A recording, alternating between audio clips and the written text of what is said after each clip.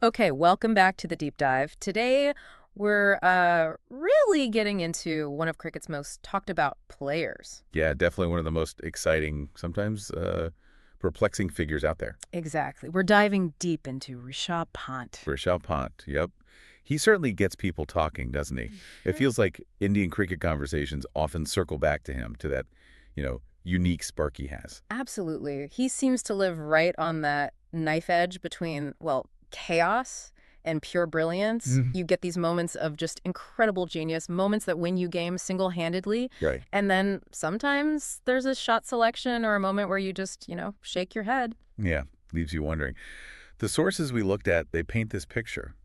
Someone called him a walking paradox. That phrase, walking paradox, I think that really nails it. It does. It captures that thrilling unpredictability that, let's be honest, makes cricket so captivating. So our goal here with this deep dive using the articles and notes we've gathered, it's really to unpack his journey. We want to try and understand that incredibly fine line he walks.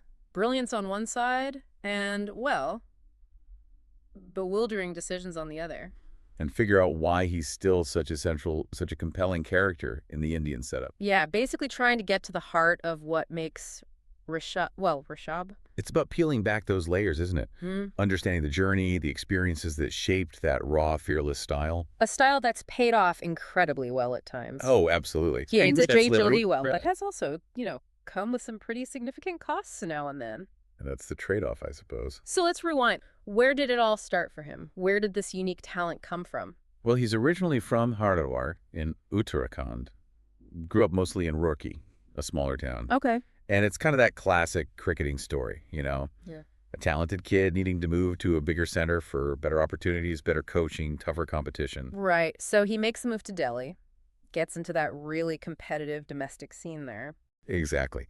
And that's where his, let's say, audacious stroke play really started turning heads. Audacious is a good word for it. It certainly was. I mean, his arrival on the national scene felt, well, explosive is the only way to put it. How so? Think about this. Yeah. It's 2016.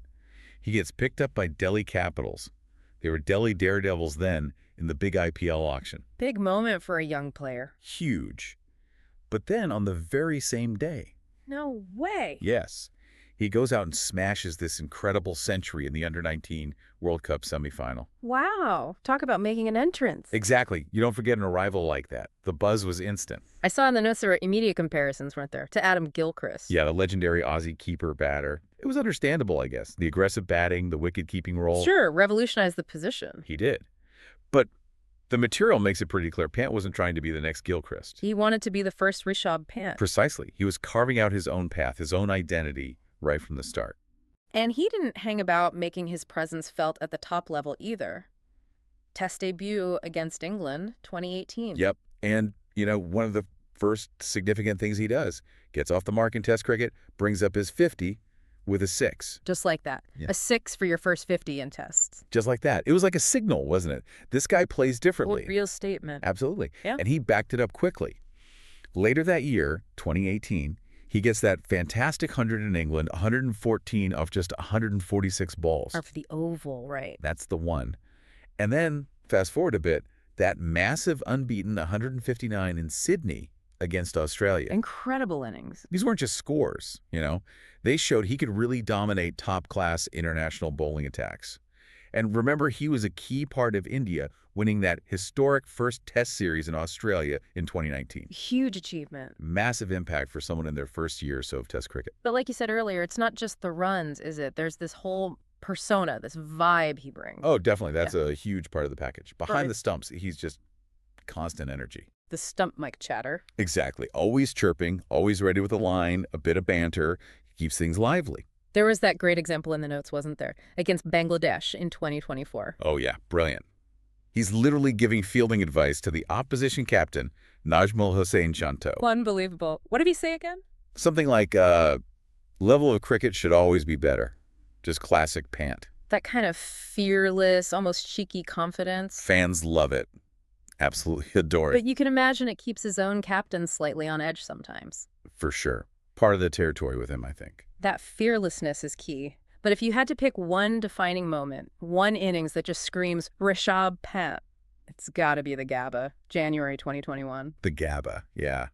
Unforgettable, truly legendary stuff. Set the scene for us again. Okay, so India are absolutely battered by injuries. Key players out. They're facing a full-strength Aussie team. Who hadn't lost at the Gabba since? Since 1988, it was their fortress. And India are chasing 328 on the final day. An almost impossible task, realistically. Looked like it. And when Pant walks out, India are, 97 for 3? Hopes were pretty slim at that point. Very fragile. And then we got pure Rishabh Pant theater. An unbeaten 89 off 138 balls. But it wasn't just the score. No. It was how he got them. He's dancing down the track to Nathan Lyon, arguably the best off spinner in the world. Bold move on a fifth-day pitch. He's lofting Pat Cummins, world #1 fast bowler, back over his head, reverse sweeping Josh Hazelwood. It was audacious. Yeah, it felt less like a standard test innings and more like a rebellion. That's a great way to put it.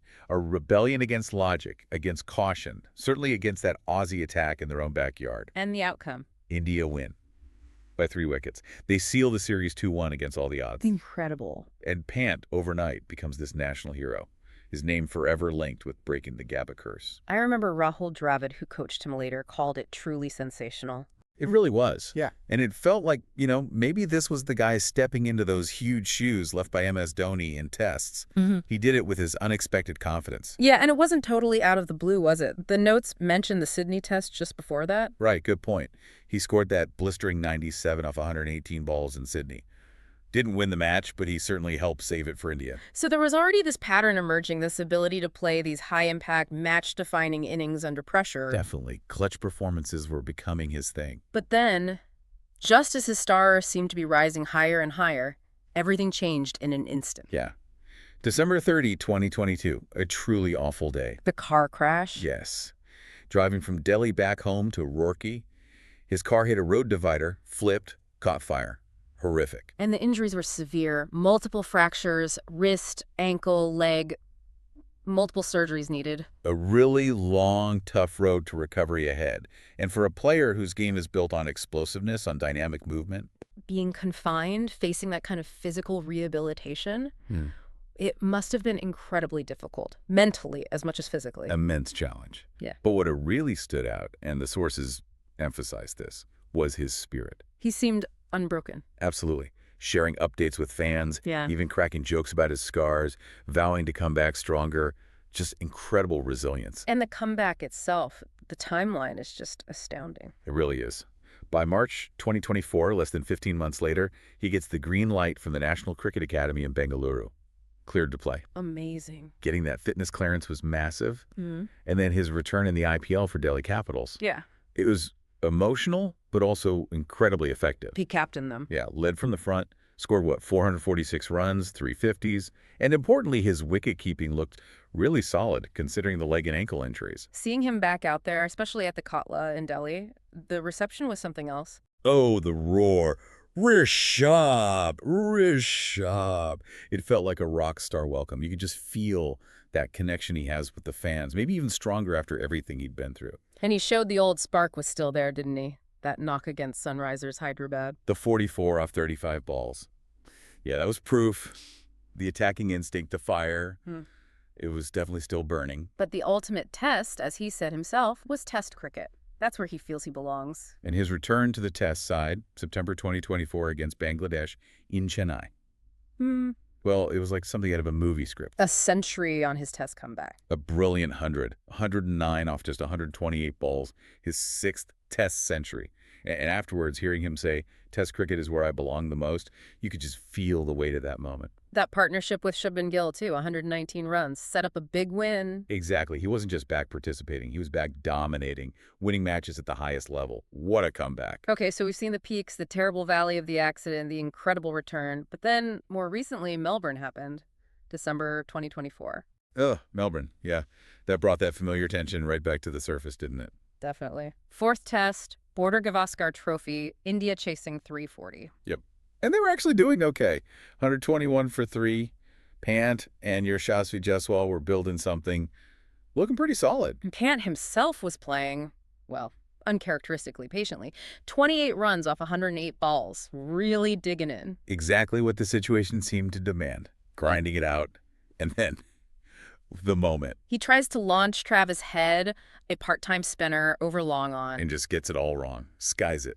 Simple catch. The reaction was immediate and fierce, wasn't it? Sunil Gavaskar on commentary? Oh, he was livid. The sources quote him asking what was he thinking. And honestly, millions watching probably felt the same. Seemed so unnecessary at that exact moment. Even Rohit Sharma, the captain, who's usually very supportive publicly. He was quite direct afterwards, wasn't he? Saying Rishabh needs to understand what's required from him, that it's about him figuring out the right way to do things depending on the game situation. And the fallout was pretty big. India lost the test, went 1-2 down in the series. Pant's shot became, for many, the scapegoat. Yeah, social media went into overdrive. Memes, criticism. That one X post captured it, didn't it? Rishabh Pant's brain. Smash it. Rishabh Pant's team. Please no. Which brings us right back to that core issue, doesn't it? The balancing act. It really does. It's so complex with him. Because, look, the criticism after Melbourne, it's understandable. A partnership was building. The game needed consolidation. Maybe just turn the strike over, see out the spinner. A single would have done the job. It just highlighted that clash between his natural instincts and the strategic needs of that specific moment. I remember Ravi Shastri warning him years ago, back in 2019, about rash shots. Mentioned an ODI duck against the West Indies, calling it a lesson he needed to take on board. True. But Shastri also knew the potential was massive if he could just temper it slightly. And here's the paradox, all right? Go on.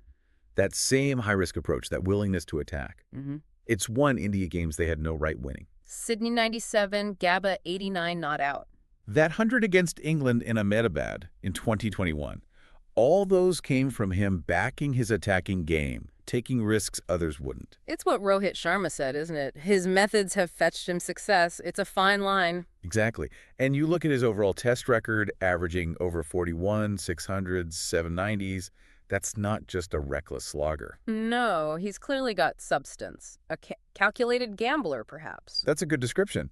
But as Melbourne showed, sometimes the calculation goes wrong, or maybe the gamble just doesn't come off. So now all eyes are on the Sydney test, starting January 14th. It feels massive. It's huge. For India to level the series, keep those World Test Championship hopes alive, and for Pant personally, the scrutiny will be intense. Which Pant turns up? That's the big question. Will it be the guy who dug in during that Perth innings, made 37 off 78 balls, hit a crucial 6, but showed he can grind when needed after they were 59 for 5? Or does he go back to swinging hard, risking another Melbourne moment? It's fascinating. Matthew Hayden called him innovative, with a huge thirst for victory last August. But even in that praise, there's an implication that the thirst needs, well, managing. Channeling, perhaps. Yeah, channeling it correctly. It's interesting hearing Pant's own take, too. At that event in April 24, he talked about trying to give 100% every day and keep it simple. And he credited MS Dhoni for that mantra, right? You don't go too high or too low. Yeah, which sounds great. Very level-headed. But it must be incredibly hard for someone whose natural instinct seems to be see ball, hit ball, preferably for 6. It feels like this constant internal negotiation for him.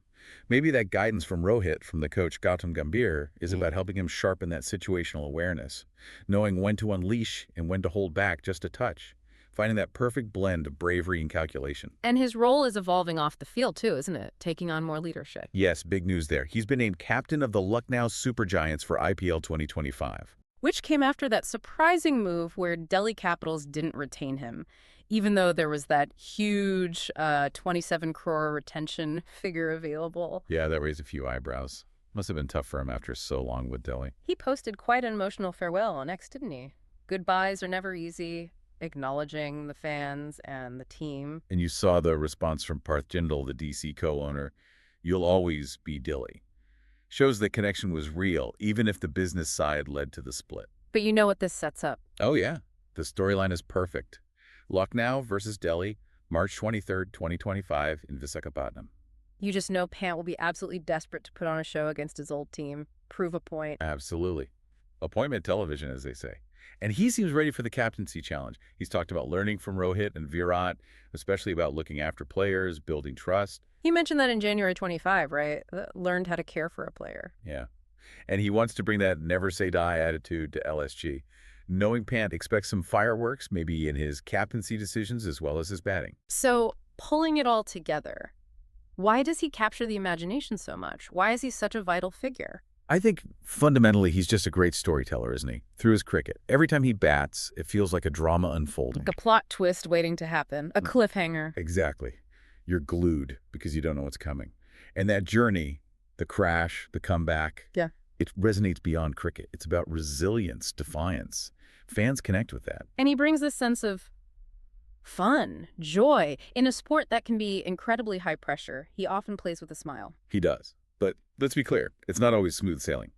We've talked about the shot selection. It can be maddeningly inconsistent. Yeah. Like that monsoon weather forecast analogy. Yeah, I saw that Iceland Cricket X post, too, calling him part of an IPL scammers XI back in May 24. A bit harsh, maybe. Bit cheeky, for sure. But interestingly, the fans really rallied around him then, pointing to the context of his comeback. It shows that underlying affection, even with the frustrations. Ian Chappell had a good line on him back in 2021. That see-ball, hit-ball approach is simple, but it needs to be fortified by common sense. And that's the crux, isn't it? When the common sense aligns with the talent, you get magic like the Gabba. When it doesn't, you get Melbourne. Exactly. Yeah.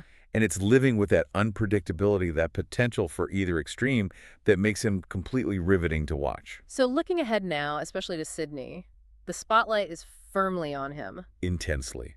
But the underlying quality is undeniable.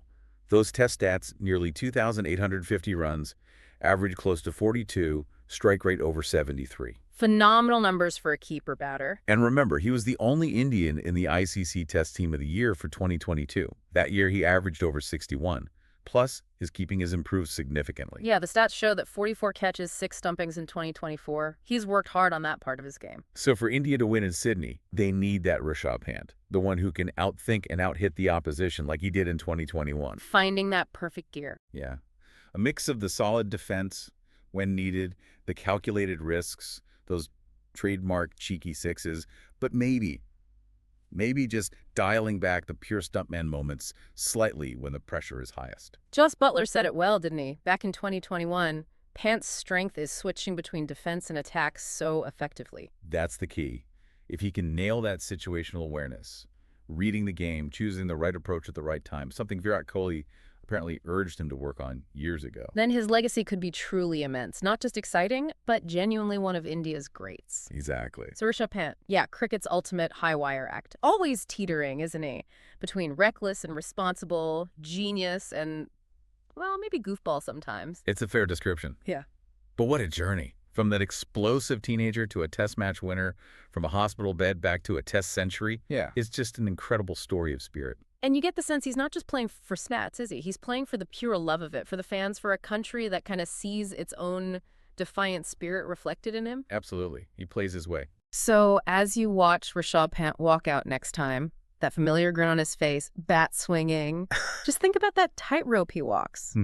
And maybe consider that balance we all navigate, right? Not just in cricket, but in life, between calculated risk and just pure raw instinct. And maybe, just maybe, the joy you find in daring to play your own game. What part of his incredible story stands out most to you? A lot to think about there. Thanks for joining us on this deep dive today. We'll catch you next time.